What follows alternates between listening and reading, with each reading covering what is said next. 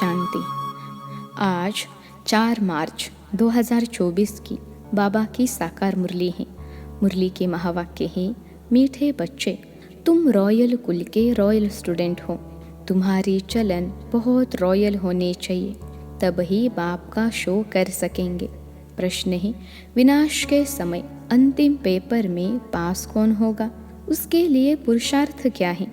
उत्तर है, अंतिम पेपर में पास वही हो सकता है जिसे बाप के सिवाय पुरानी दुनिया की कोई भी चीज़ याद न आए। याद आई तो फेल। इसके लिए बेहद की सारी दुनिया से ममत्व निकल जाए, भाई भाई की पक्की अवस्था हो, देह अभिमान टूटा हुआ हो। ओम शांति। बच्चों को सदैव यह नशा रहना चाहिए कि हम कितने रॉयल स्टूडेंट हैं। बेहद का मालिक हमको बढ़ा रहे हैं।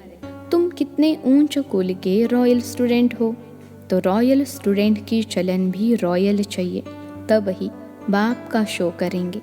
तुम विश्व में शांति स्थापन करने के लिए निमित्त बने हुए हो। श्रीमत पर तुमको शांति की प्राइज मिलती है, वह भी एक जन्म के लिए नहीं, जन्म जन्मांतर के लिए मिलती है। बच्चे बाप का शुक्रिया क्या मानेंगे? बाप आपे ही आकर हाथ में बहिष्ठ यानी स्वर्ग देते हैं। बच्चों को पता था क्या कि बाप यह आकर देंगे? अब बाप कहते हैं, मीठे बच्चे मुझे याद करो। याद के लिए क्यों कहते हैं? क्योंकि इस याद से ही विकर्म विनाश होने हैं। बेहद के बाप की पहचान मिली और निश्चय हुआ, तकलीफ की कोई बात नहीं। भक्ति मार्ग में बाबा बाबा करते रहते हैं, ज़रूर बाप से कुछ वर्षा मिलेगा। तुम्हें पुरुषार्थ की मार्जिन भी है। जितना श्रीमत पर पुरुषार्थ करेंगे उतना ऊंच पद मिलेगा।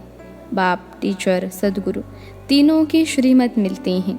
उस मत पर चलना है। रहना भी अपने घर में है। मत पर चलने में ही विघ्न पड़ते हैं।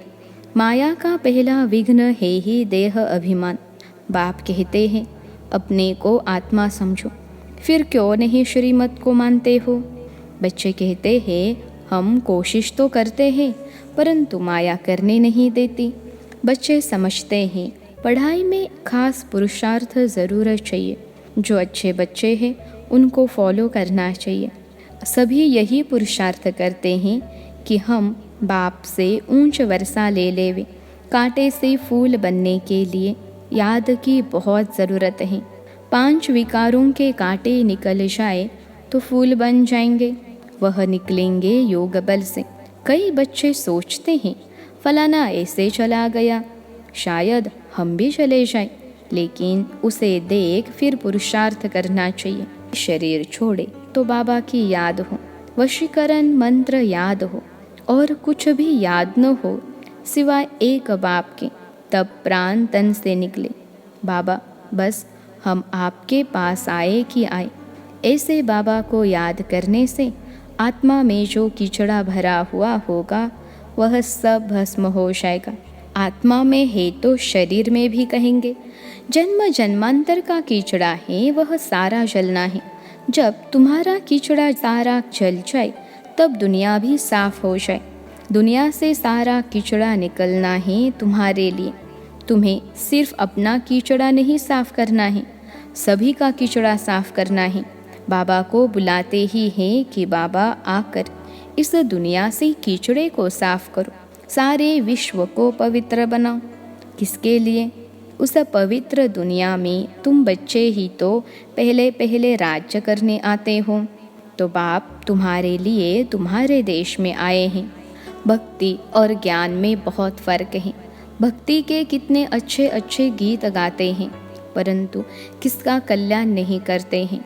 कल्याण तो है ही अपने स्वधर्म में टिकने में और बाप को याद करने में। तुम्हारा याद करना ऐसा ही है जैसे लाइट हाउस फिरता है। स्वदर्शन को ही लाइट हाउस कहते हैं। तुम बच्चे दिल अंदर समझते हो, बाप दादा से हमें स्वर्ग का वर्षा मिलना है। यह है ही सत्य नारायण की कथा, नर से नारायण बनने की। बाप समझाते हैं, तुम्हारी आत्मा जो तमो प्रधान बनी है उनको सतो प्रधान बनना है। सतयुग में सतो प्रधान थे, अब फिर सतो प्रधान बनाने बाप आया है। बाप कहते हैं मुझे याद करने से ही तुम सतो प्रधान बन जाएंगे। बाप ने ही गीता सुनाई थी, अब तो मनुष्य सुनाते हैं। कितना फर्क हो गया है। भगवान तो भगवान है, वही मनुष्य से देवता बनाते हैं। नई दुनिया में है ही पवित्र देवताएं, बेहद का बाप है ही नई दुनिया का वर्षा देने वाला। बाप को याद करते रहो तो अंतमति सोगति हो जाएगी। तुम जानते हो बाप आते हैं संगम युग पर पुरुषोत्तम बनाने के लिए। अब यह 84 का चक्र पूरा होता है, फिर शुरू होगा। यह भी खुशी होनी चाहिए। प्रदर्शनी में जो लोग आते हैं उनको भी पहले शिव बाबा के चित्र के सामने लाकर खड़ा करो। बाप कहते हैं मुझे याद करने से तुम यह बन जाएंगे। फादर से वर्षा ही सतयुग का मिलता है। भारत सतयुग था, अब नहीं है, फिर बनना है। इसलिए बाप और बादशाही को याद करो तो अंतमति सोगति हो जाएगी। यह है सच्चा बाप। इनके बच्चे बनने से तुम सचखंड के मालिक बन जाएंगे। पहले पहले अल्फ को पक्का करो। अल्फ बाबा बे बादशाही। बाप को याद करो तो याद से ही विकर्म विनाश होंगे और तुम स्वर्ग में चले जाएंगे। कितना सहज है। जन्म जन्मांतर भक्ति की बातें सुनते सुनते बुद्धि को माया का ताला लग गया है। बाप आकर चाबी से ताला खोलते हैं। इस समय सभी के कान जैसे बंद हैं, पत्थर बुद्धि हैं। तुम लिखते भी हो, शिव बाबा याद हैं, स्वर्ग का वर्षा याद है। बादशाही याद करने से मुख मीठा तो होगा ना। बाप कहते हैं मैं तुम बच्चों का कितना उपकार करता हूँ। तुम तो अपकार ही करते आए हो, वह भी ड्रामा में नोंद है। किसका दोष नहीं है। तुम बच्चों की यह मिशन है ही पत्थर बुद्धियों को पारस बुद्धि अथवा कांटों को फूल बनाने के लिए। यह मिशन तुम्हारी चालू है। सब एक दो को कांटों से फूल बना रहे हैं। उन्हों को भी ऐसा बनाने वाला ज़रूर किंग फ्लावर होगा। स्वर्ग की स्थापना करने वाला अथवा फूलों का बगीचा बनाने वाला एक ही बाप है। तुम हो खुदाई खिदमतगार। तमो प्रधान को सतो प्रधान बनाना यह खिदमत है और कोई तकलीफ नहीं देते हैं। समझाना भी बहुत सहज है। कलयुग में है ही तमो प्रधान। अगर कलयुग की आयु बढ़ा देंगे तो और ही तमो प्रधान बनेंगे। तुम जानते हो अब हमको फूल बनाने वाला बाप आया है। कांटा बनाना रावण का काम है, फूल बाप बनाते हैं। जिसको शिव बाबा याद हैं उनको ज़रूर स्वर्ग भी याद होगा। प्रभात फेरी जब निकालते हो तो उसमें भी दिखाओ कि हम प्रजापिता ब्रह्मा कुमार कुमारियाँ भारत पर इन लक्ष्मी नारायण का राज्य स्थापन कर रहे हैं। हम ब्राह्मण सो देवता बनते हैं, देवता सो फिर क्षत्रिय सो वैश्य। यह बाजोली हैं। किसको समझाना बहुत सहज है। हम ब्राह्मण हैं, ब्राह्मणों को चोटी होती है। तुम भी समझते हो हमने 84 का चक्र पूरा किया। बच्चों को कितनी अच्छी नॉलेज मिलती है और सब है भक्ति ज्ञान। एक बाप ही सुनाते हैं। सर्व का सद्गति दाता एक बाप ही है। पुरुषोत्तम संगम युग भी एक ही है। इस समय बाप तुम बच्चों को पढ़ाते हैं। भक्ति में फिर यादगार चलता है।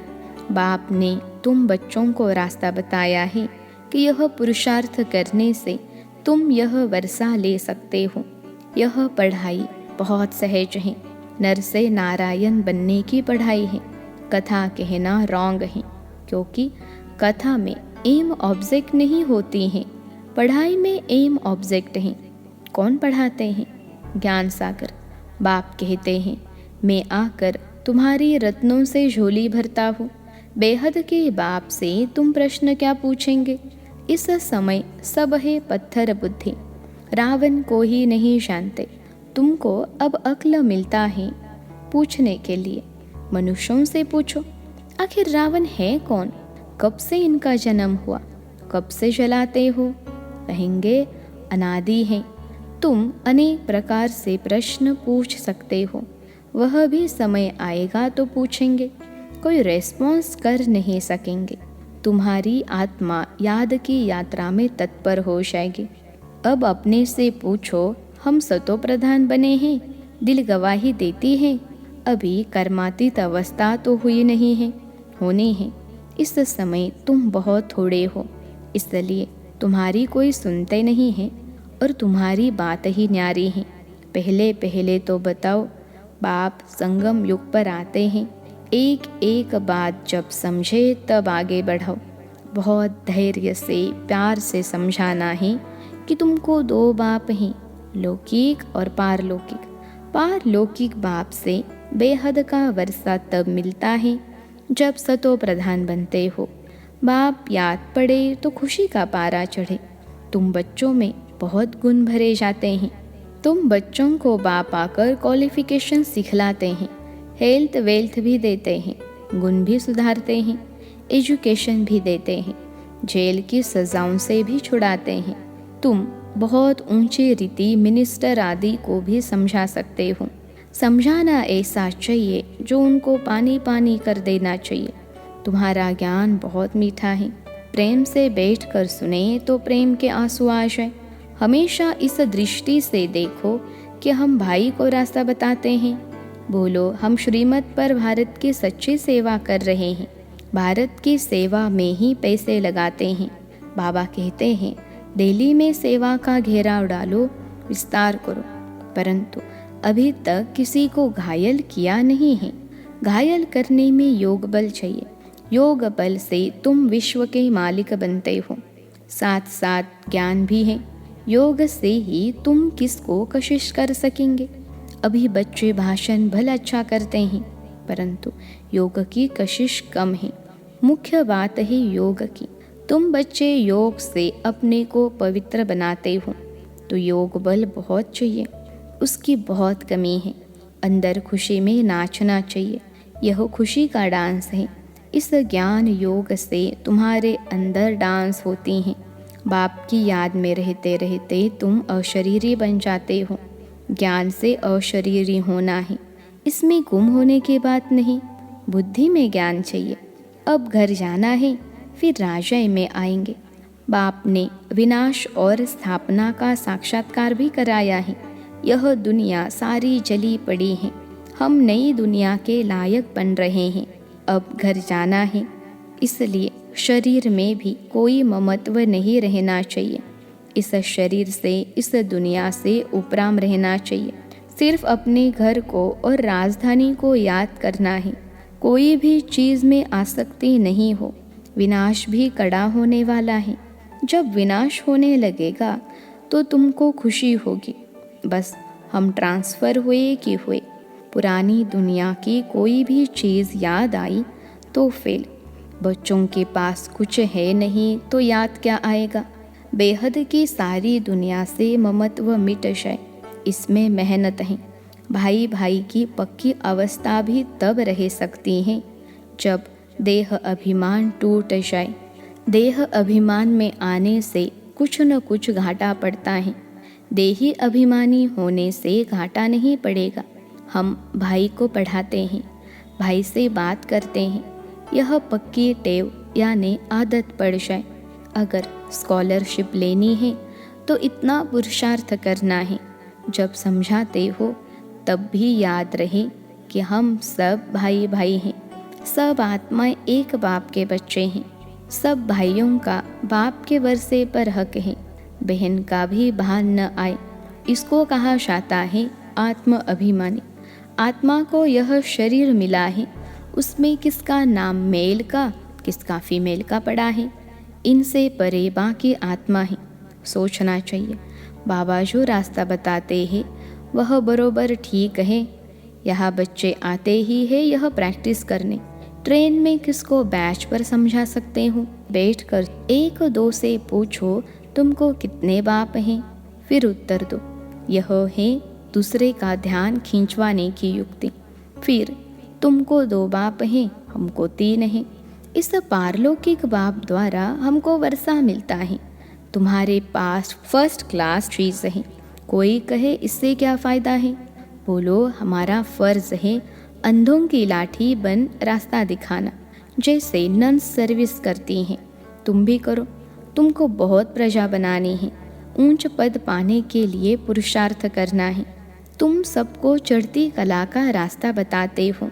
एक बाप को याद करते रहो तो भी बहुत खुशी होगी और विकर्म भी विनाश होंगे।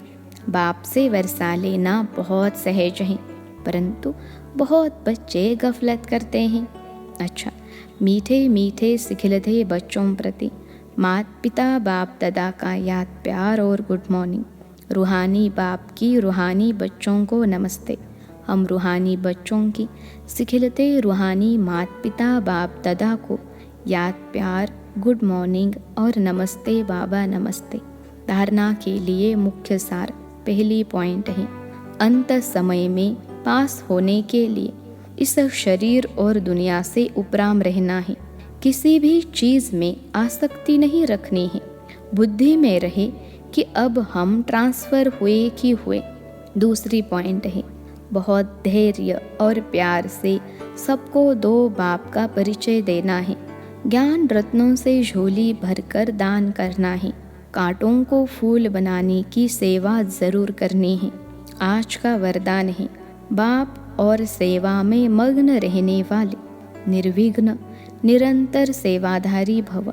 बाप और सेवा में मग्न रहने वाले निर्विघ्न निरंतर सेवाधारी भव। विश्लेषण है, जहाँ सेवा का उमंग है वह अनेक बातों से सहज ही किनारा हो जाता है। एक बाप और सेवा में मग्न रहो तो निर्विघ्न निरंतर सेवाधारी सहज मायाचित बन जाएंगे। समय प्रति समय सेवा की रूप रेखा बदल रही है और बदलती रहेगी। अभी आप लोगों को ज़्यादा कहना नहीं पड़ेगा, लेकिन वह स्वयं कहेंगे कि यह श्रेष्ठ कार्य है, इसलिए हमें भी सहयोगी बनाओ। यह समय के समीपता की निशानी है, तो खूब उमंग उत्साह से सेवा करते आगे बढ़ते चलो। आज का स्लोगन है, संपन्नता की स्थिति में स्थित हो, प्रकृति की हलचल को चलते हुए बादलों के समान अनुभव करो। संपन्नता की स्थिति में स्थित हो, प्रकृति की हलचल को चलते हुए बादलों के समान अनुभव करो। अच्छा, ओम शांति।